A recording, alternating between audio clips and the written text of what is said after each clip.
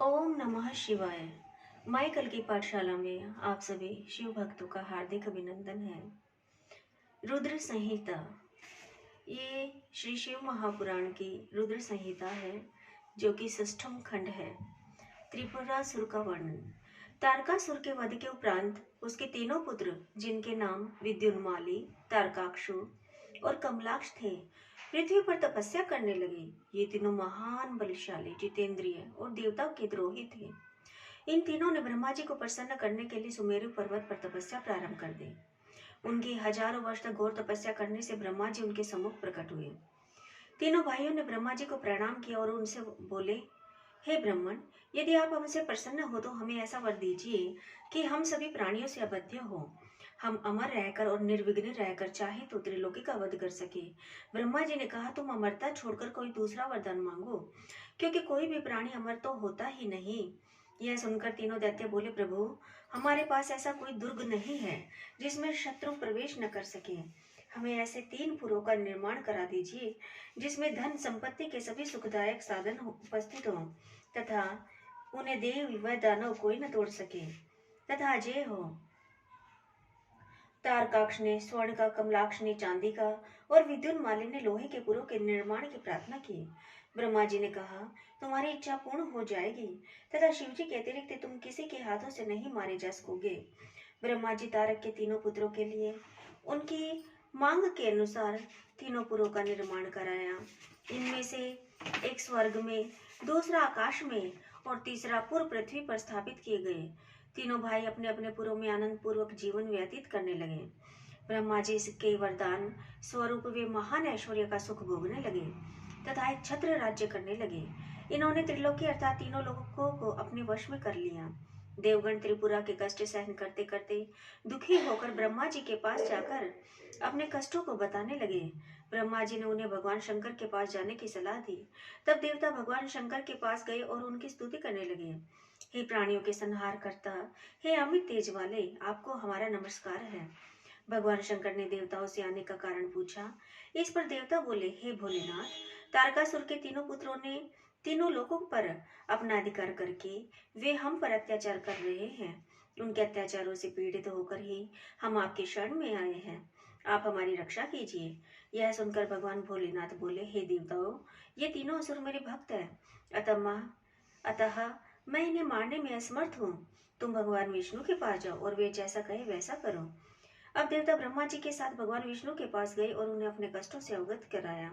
विष्णु जी ने उन्हें यह करने को कहा। देवताओं ने विष्णु जी द्वारा बताए गए यज्ञ का अनुष्ठान किया। उस यज्ञ से हजारों भूतगण महान शरीर वाले और शूल आदि धारण किए हुए उत्पन्न हुए। विष्णु जी ने उन्हें आज्ञा दी कि तुम त्रिपुरों को नष्ट कर डालो। विष्णु जी की आज्ञा पाकर वे भूतगण तीनों पुरों में गए, परंतु उन पुरों में प्रवेश करते ही असुरों के प्रभाव से भस्म हो गए। शेष रह गए भूतगणों ने विष्णु जी को वहां के परिणामों से अवगत कराया। तब विष्णु जी ने कहा, ये असुर शिव पूजन और धर्म कर्म के कारण अवध्य है। उन्होंने सोचा, सर्वप्रथम इनका धर्म कर्म और शिव पूजन को नष्ट करना चाहिए, तभी काम बन सकता है। उन्होंने देवताओं को भेज दिया और स्वयं उनके हित चिंतन में लग गए। नास्तिक शास्त्र का प्रादुर्भाव। श्री हरि ने एक नास्तिक व्यक्ति को प्रकट किया।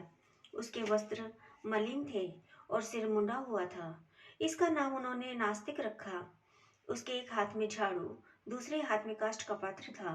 वे अपने हाथ में खुला वस्त्र लिए और मुंह पर कपड़ा लपेटे श्रीहरि के सम्मुख खड़ा हो गया। श्रीहरि उससे बोले, तुम मेरे अंग से प्रकट हुए हो, अतः तुम्हारा नाम अरिहन होगा। तुम 16,000 श्लोकों वाले ऐसे शास्त्र को बनाओ जो वर्ण आश्रम धर्म से संबंधित हो।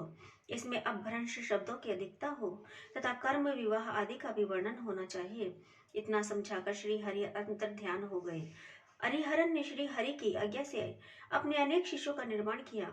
उन्हें मायामय शास्त्र का ज्ञान दिया। उसके 4 शिष्यों ने पाखंड धर्म का प्रचार किया। हाथों में पात्र लेकर नाक पर कपड़ा बांधकर घूमने लगे। हाथों में छोटी सी झाड़ू भी ली और जीव हिंसा के डर से धीरे धीरे चलने लगे। ये सब त्रिपुर नगर गए। वहां पहुंचकर इन्होंने अपनी यात्रा फैलाई और बालकों को मोहित करने लगे, परंतु शिव जी के प्रभाव के कारण वहां उनकी माया आसानी से फैल नहीं सकी। तब नारद जी उनके साथ त्रिपुर गए और त्रिपुरपतियों से मिले तो त्रिपुराधीश मोहित होकर उन ऋषि मुनियों से दीक्षित हो गए। सभी त्रिपुरवासी भी अरिहरन से दीक्षित हो गए। इस तरह इस समस्त त्रिपुर उनके द्वारा क्षण भर में मायामय हो गया। त्रिपुर वध की प्रार्थना और शिव रथ की रचना। ओम नमः शिवाय। अब त्रिपुरासुर ने शिव जी की पूजा छोड़ दी और सारा धर्म नष्ट हो गया। इससे लोग दुराचारी बन गए। श्री हरि ने कैलाश पर जाकर भगवान शिव जी की वंदना की। देवता भी उनकी प्रार्थना करने लगे। सबकी प्रार्थना पर भगवान शिव नंदी पर सवार होकर प्रकट हुए और देवताओं से बोले, मुझे दैत्य के अधर्मों का पता चल गया है, इसलिए अब मैं उसका वध अवश्य करूंगा। अन्यों का वध श्री हरि करेंगे। यह सुनकर श्री हरि कुछ उदास हो गए। तब ब्रह्मा जी ने हाथ जोड़कर भगवान शिव जी से प्रार्थना की, प्रभु आप समर्थ हैं, आपको कोई पाप नहीं लगेगा, इसलिए आप ही समस्त असुरों का नाश कर डालिए। मैं आपका प्रजापति और पुरोहित हूँ। श्री हरि युवराज हैं, इंद्र आज्ञा पालक सेवक हैं तथा सभी देवता आपके अधीन हैं। आप तो समस्त विश्व के सम्राट हैं। इतना सुनकर भगवान शंकर बोले, हे देवताओं, तुमने मुझे सम्राट कहा है, परंतु मेरे पास तो न रथ है, न अश्व है, न धनुष है, और फिर मैं युद्ध भी कैसे करूंगा। भगवान शिव को युद्ध के लिए तैयार देखकर समस्त देवता प्रसन्न हो गए और बोले, आप यदि युद्ध के लिए तैयार हो तो हम सभी आपके लिए इन सभी चीजों का प्रबंध कर देंगे। इतना कहकर समस्त देवता हाथ जोड़कर उनके सामने खड़े हो गए। तब भगवान शिव जी ने देवताओं से कहा, मेरे लिए दिव्य रथ, दिव्य सारथी और दिव्य धनुष बाण का प्रबंध करो। प्रसन्न होकर सब देवता विश्वकर्मा के पास गए। विश्वकर्मा ने श्री हरि की आज्ञा से शिव जी के लिए एक सुंदर दिव्य रथ का निर्माण किया। यह रथ सर्वभूत युक्त सुवर्ण का था। रथ के दाहिने पहिए में सूर्य तथा बाएं पहिए में चंद्रमा का समावेश था। 12 तारे दाहिने पहिए में लगे और 16 कलाएं बाएं पहिए में जुड़े हुए थे। उनमें 12 आदित्य और चंद्रमा की 22 कलाएं उसके बाएं ओर लगी हुई थी। इस रथ में ब्रह्मांड की सभी वस्तुएं लगी हुई थी। श्री हरि और ब्रह्मा जी की आज्ञा पर यह रथ विश्वकर्मा ने बड़ा अनोखा बनाया था। रथ के तैयार हो जाने पर ब्रह्मा जी ने उसमें वेद रूपी घोड़े लगाए। शिव जी उस रथ में सवार होकर त्रिपुर के सम्मुख पहुंच गए। भगवान शिव जी देवताओं से बोले, तुम चिंता न करो। सभी देवता हाथी, घोड़े, रथ सिंह, वृषभ आदि पर बैठकर भगवान शिव जी के रथ के पीछे चले। आकाश से सिद्ध चारण उन पर फूलों की वर्षा करने लगे। शिवजी गण तीनों पुरों में प्रवेश कर गए। तारकासुर का वध। जब भगवान शंकर विश्वकर्मा द्वारा बनाए गए रथ पर आरूढ़ हो गए तो उनका बाण ही नहीं चला। वे काफी देर तक वैसे ही खड़े रहे। आकाशवाणी द्वारा ज्ञात हुआ कि गणेश पूजन नहीं होने के कारण गणेश जी एक पैर के अंगूठे पर खड़े होकर उन्हें विघ्न पहुंचा रहे हैं। बोले गणपति महाराज की जय हो। भगवान शिव ने गणेश जी का पूजन किया तो गणेश जी प्रसन्न होकर मार्ग से हट गए। अब भगवान शंकर ने धनुष पर पाशुपत बाण चढ़ाकर त्रिपुर संहार की इच्छा व्यक्त की। राक्षसों ने अनादर पूर्ण शिव जी की ओर देखा तो सभी देवताओं ने इन राक्षसों को मारने के लिए शिव जी से निवेदन किया। तभी हजारों सूर्य के समान बाणों ने त्रिपुरवासियों को दग्ध कर दिया। हजारों की संख्या में राक्षस भस्म होने लगे। राक्षसों में शिव जी की पूजा न करने के कारण हाहाकार मचने लगा। तारकाक्ष जब भस्म होने लगा तो वह भक्तिपूर्वक भगवान शंकर की ओर देखकर बोला, यह तो हमें पता था कि आप ही हमें भस्म करोगे। हमारी यह मृत्यु बड़े बड़े मुनियों के समान है। आपसे हमारी विनती है कि जन्म जन्मांतरों तक हमारी बुद्धि आप में ही लगी रहे। मया नामक दैत्य के अतिरिक्त सभी उसमें भस्म हो गए। इसके बाद तीनों दैत्य विद्युन्माली, तारकाक्षु और कमलाक्ष शिव जी की कृपा से उनके गण हुए। शिव जी को खुश देखकर उनकी कृपा से बचा हुआ मया नामक दानव भी वहां आ गया और उन्हें प्रणाम किया तथा हाथ जोड़कर बोला, हे कृपा निधि, मैं आपके शरण में आया हूँ, मेरी रक्षा कीजिए। इस पर प्रसन्न होकर भगवान भोलेनाथ ने कहा, मैं तुम पर प्रसन्न हूँ, तुम वर मांगो। उसने शिव भक्ति का ही वरदान मांगा। शिव जी ने तथास्तु कहकर उससे दृढ़ भक्ति प्रदान की। वह शंकर भगवान की आज्ञा से भूतल लोक में वास करने लगा। उसके बाद मुंडी अरिहन भी वहां आ गया और वह शंकर भगवान की स्तुति करने लगा। भगवान श्री हरि ने उन्हें समझाया कि तुम चिंता मत करो, मैंने सारा वृत्तांत भगवान शिव जी को बता दिया है और उनकी आज्ञा से ही यह सब किया गया है।